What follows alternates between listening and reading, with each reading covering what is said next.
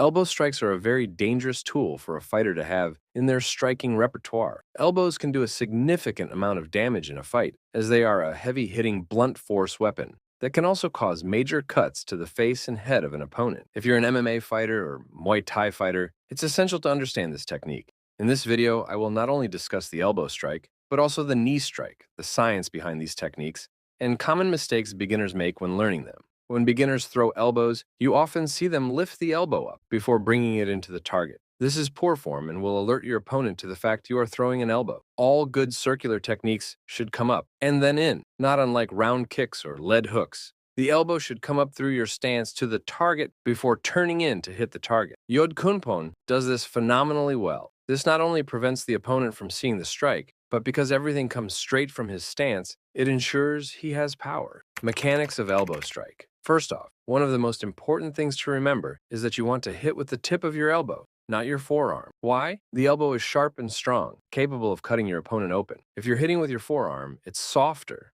and less likely to cause significant damage. Sure, you can still knock someone out with your forearm, but if you want to use an elbow strike effectively, aim to hit with the actual tip of your elbow. There are tons of variations when it comes to elbow strikes: spinning elbows, flying elbows, horizontal elbows, and so on. But regardless of the type of elbow strike you're throwing, aim for the cheek, the nose, the eyes, or the eyebrows. These are sensitive areas where a well-aimed strike can do maximum damage. Now, let's talk about a common mistake: throwing from too far away. An elbow strike is one of your shortest range attacks. If you're fighting someone who's jabbing or keeping distance with push kicks, and you're trying to throw elbows without good footwork or getting on the inside, you're not going to be successful. You need to figure out ways to get in close. Do it from the clinch, do it when their back's against the wall, cover the distance, and create space to land those elbows. And here's something else to consider: defense while throwing an elbow strike. Remember, if you're in range for an elbow strike, so is your opponent. So when you throw an elbow strike, keep your palm out on your forehead or palm in.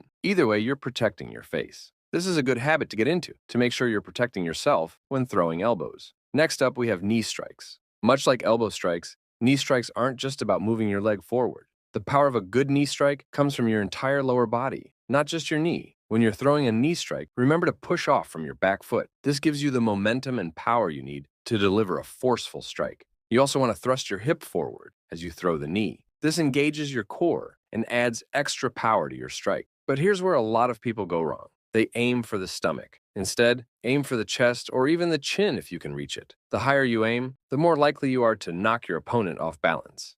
Another mistake is not using your arms effectively. When you throw a knee strike, use your arms for balance and protection.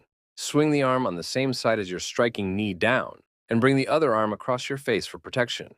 Now that we've covered techniques and common mistakes, let's talk about setting up your training space. Whether you're training at home or in a gym, having the right setup is crucial for safe and efficient training. Firstly, ensure that you have enough space to move around freely without bumping into anything. You should be able to throw kicks and punches without worrying about hitting anything around you. Next, consider what kind of flooring you have. If possible, train on a mat or padded flooring to reduce the impact on your joints and prevent injuries if you fall. As for equipment, at the very least, you'll need a heavy bag for practicing strikes and a pair of gloves for protection. If you can afford it, consider getting some pads for practicing with a partner and a skipping rope for warming up and improving footwork. And finally, let's talk about drills and exercises to enhance your elbow and knee techniques. For elbow strikes, one of the best drills is practicing against a heavy bag. Start slow, focusing on form rather than power. As you get more comfortable, increase your speed and power. For knee strikes, practicing with a partner holding pads can be very beneficial.